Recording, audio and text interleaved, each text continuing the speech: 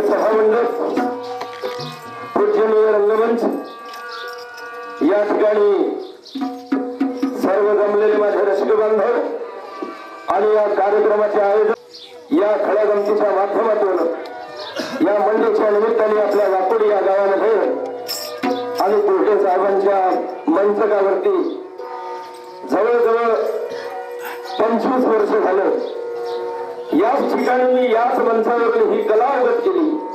तुमच्यासाठी सांगायचं म्हणजे लहानपणात याच मंचावर मी ही कला उगत केली आणि परत 25 वर्षाच्या बाद मला पुन्हा या ठिकाणी आणि ही कला प्रसारित करण्याचा या ठिकाणी मौका मिळाला।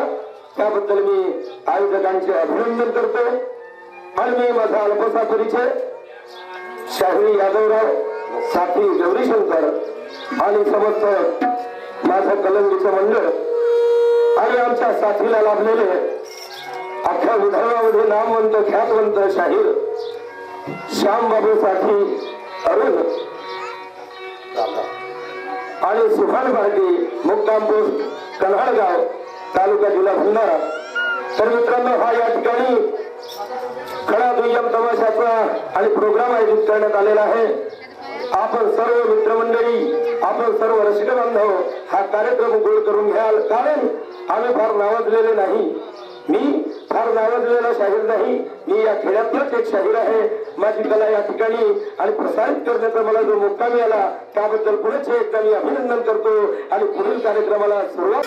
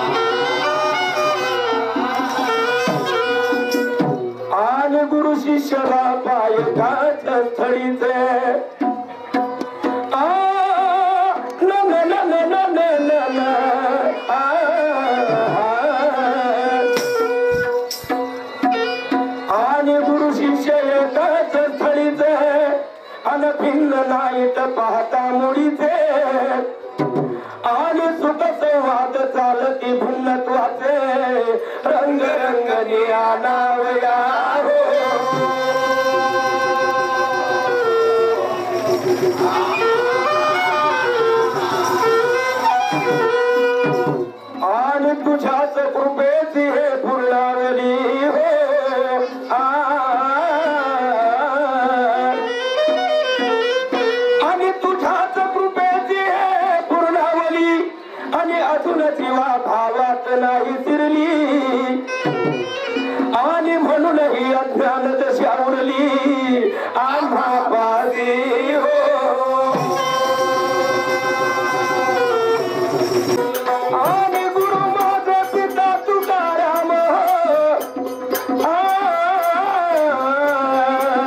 आणि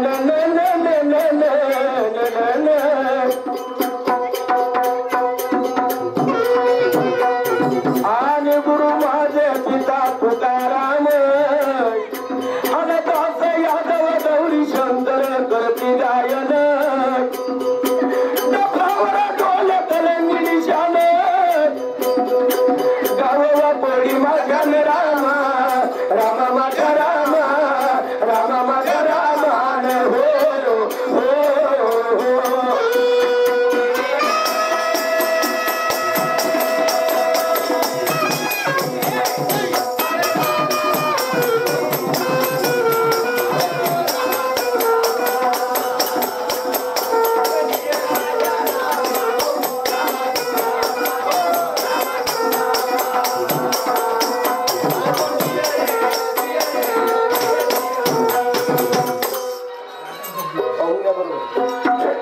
मित्रांनो, आपल्या भारतीय संस्कृतीमध्ये आपल्या इथं शुभ कार्य असो, लग्न कार्य असो, कथापूजन असो, वास्तुपूजन असो, आपण आपल्या भारतीय संस्कृतीमध्ये सर्वात प्रथम आपण आपल्या आराध्य देवतेचं आराधना करत असतो, आराध्य देवतेचं पूजन करत असतो. आता प्रत्येकाने श्री गणेशाचं पूजन करावं असं काही बंधन नाही. कोणी शंकराचं पूजन करावं, कोणी आदिशक्ती मातेचं पूजन करावं, कोणी ताजुद्दीन बाबाचं करावं, कोणी अल्लाचं करावं, तर कोणी तथागत गौतम बुद्धाचं करावं. ज्याच्या ज्याच्या आणि धर्मपंथाप्रमाणे आपला जो धर्म आहे त्या धर्माची चालना म्हणून आपण आपल्या आराध्य देवतेचं पूजन करावं हे प्रथा आहे. परंतु आमच्या या शाहिरी परंपरेमध्ये थोडासा साऊंड पाहिजे, संजय साऊंड पाहिजे. तर आमच्या भारतीय संस्कृतीमध्ये या शाहिरी कला पथकाच्या माध्यमातून आणि श्री गणेशाचे वंदन केले जाते, श्री गणेशाचं वंदन केले जाते.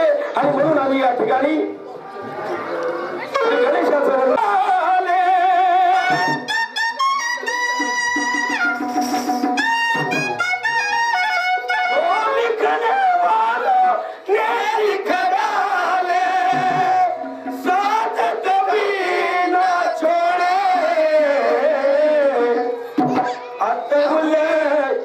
दूर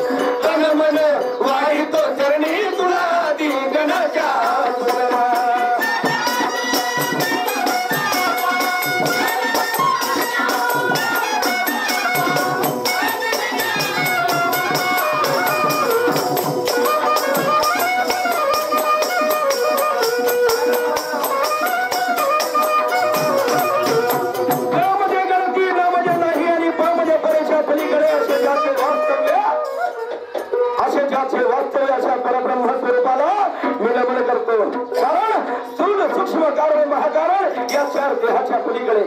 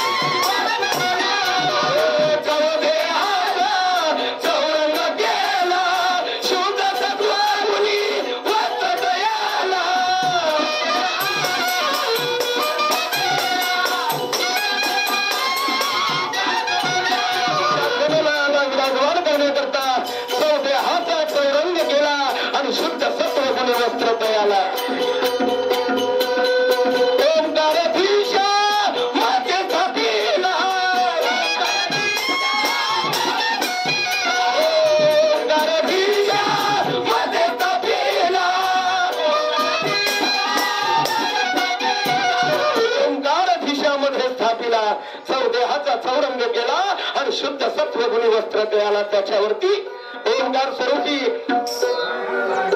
त्या गणरायाला विराजमान केलं. कारण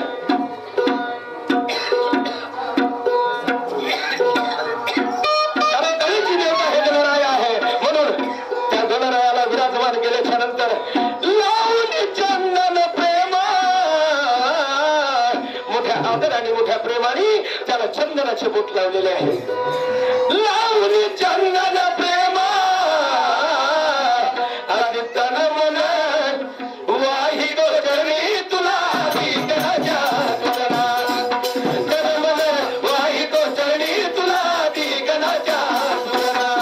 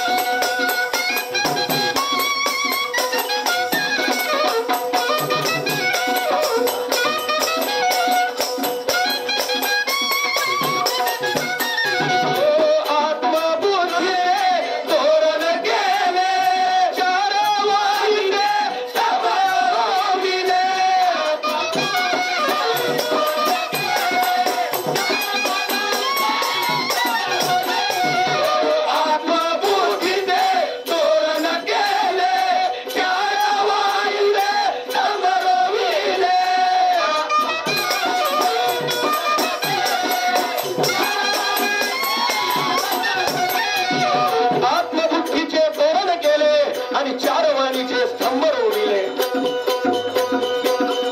पंचतत्वाचे पान कपुरी शिराचे नाग करे गवारी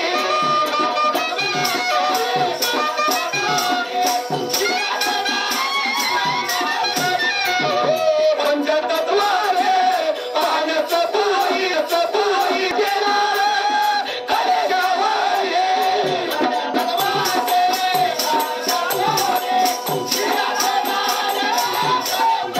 पंचतत्वाचे पान कपुरी आणि शिराचे नारळ कलेशावरी कारण या देहाला इथून निघाल्या भागाला ब्रह्मांड म्हणतात इथून निघाल्या भागाला मृत्यूलोक म्हणतात स्वर्ग मृत्यू आणि पाताळ हे तीन भाग आपल्याला संतांनी करून सांगितलेले आहे म्हणून शिराचे नारळ कलेशावरी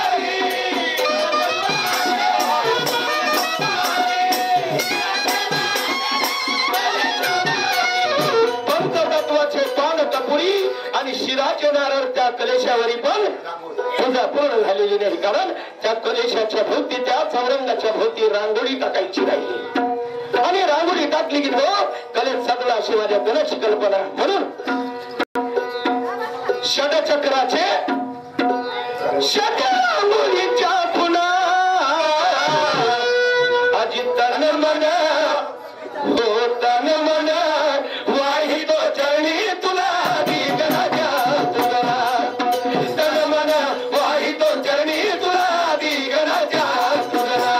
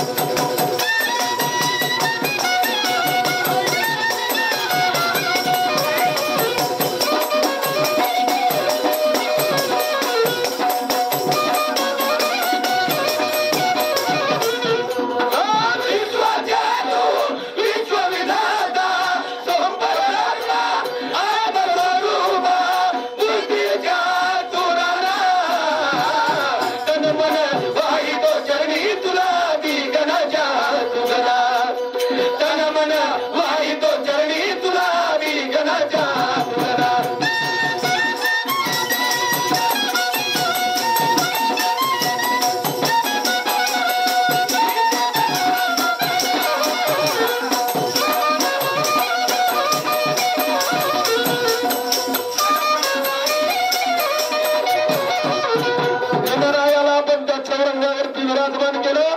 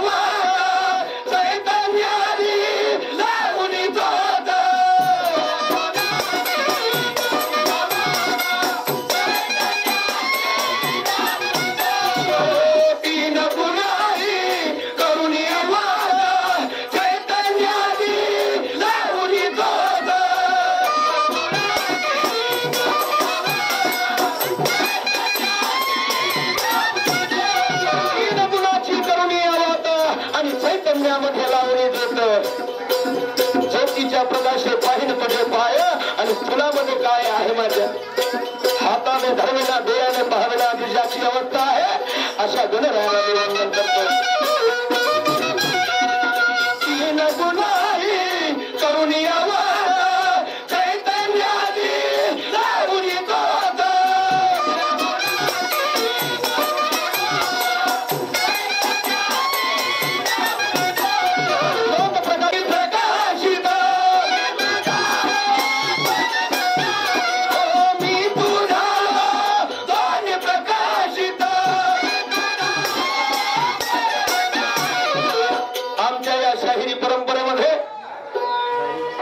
तोच शाहिराचा पहिला राऊंड असला की तो दुसऱ्या शाहिरावर एक डाव खेळतो एका शाहिराचा प्रथम राऊंड असला की तो दुसऱ्या शाहिरावरती डाव खेळतो म्हणजे डाव इथं कुस्तीचा डाव नाही इथं कुस्तीचा डाव नाही खेळतो आणि म्हणजेच प्रश्न उत्तर. तर शाहीर साहेब, श्याम बाबू, आपण जिथे कुठे असाल, माझा एक लहानसा प्रश्न तुमच्यावरती आहे, आपण चित्त देऊन ऐका. मित्रांनो, एक शिष्य होता. एक लहानसा प्रश्न आहे. एक शिष्य होता आणि तो शिष्य आपल्या गुरुकडे जायचा. अनेक शिष्य होते. ते अनेक शिष्य गुरुकडे जायचे, आपल्या प्रश्नाचं निरसन करून निघून जायचे. पण एक असा आर्त भक्त होता. असा एक आर्त भक्त होता की आपल्या गुरुजीकडून आपल्या प्रश्नाचं निरसन आणि पूर्ण त्याचा भावा निवाडा केल्याशिवाय तो जायचा नाही. सदा सर्वदा गुरुच्या सेवेत राहायचा. गुरुची शेवटची वेळ आली, काया जर्जर झाली आणि आता ही काया सोडून जाणार म्हणून ते गुरु आणि त्या शिष्याला म्हणतो की बाबा, अरे म्हणे तू माझ्याकडे इतका वेळ देतो, माझे अनेक भक्त आहे, पण निवळ कथा कीर्तन करता करताच ते भुलून गेले मला आणि माझ्याकडे कोणी डुकून पाहत नाही रे बाबा म्हणे. म्हणे बेटा, हे तर काय आहे, नश्वर आहे, हे नाशिवंत आहे, हे आज आहे उद्या नाही, सर्वांनाच दिलेली आहे. सर्वांनाच दिलेली आहे. ही काया नाश पावणार आहे, परंतु यामध्ये एक वास करणारी आत्मा आहे.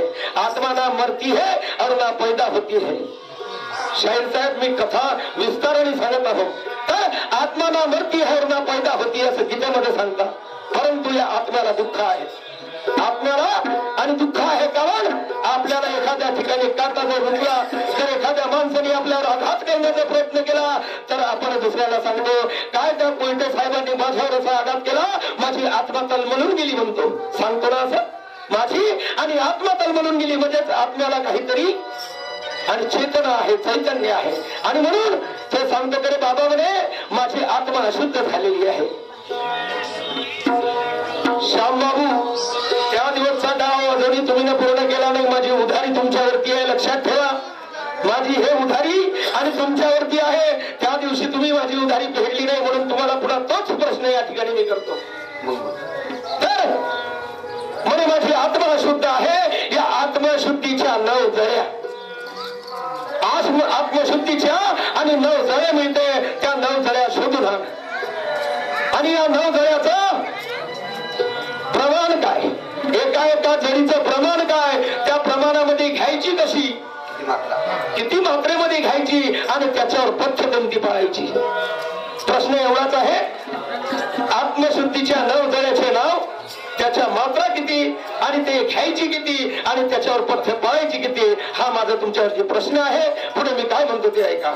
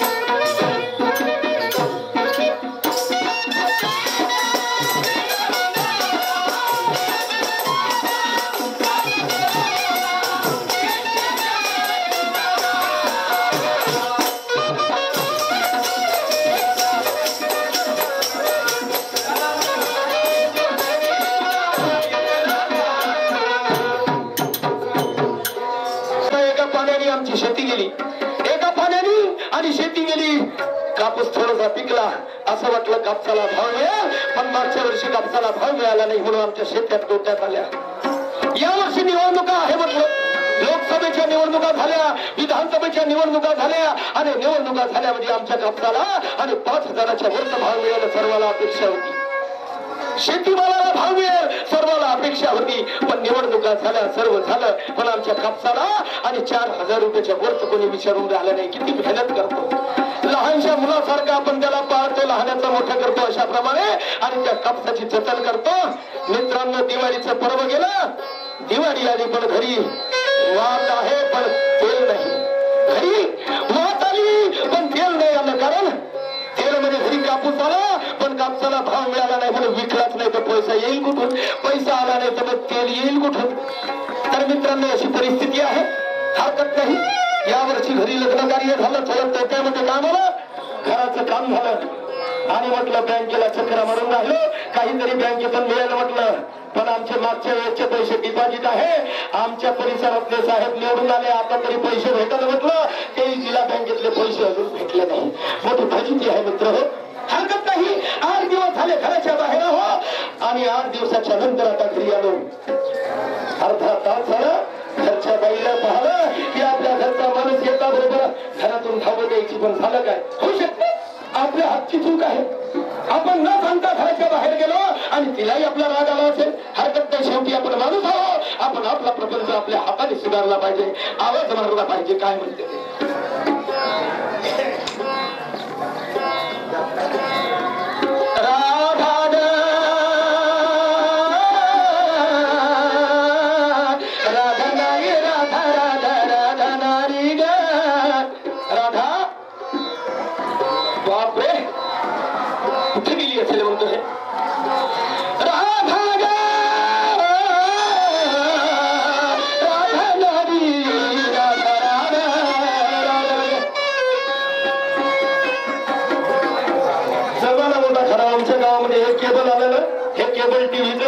टीव्हीचं केबल आलं तेव्हापासून घरच्या बाया अशा बैताळ बनल्या का थेच लावून बसते सकाळ संध्याकाळ.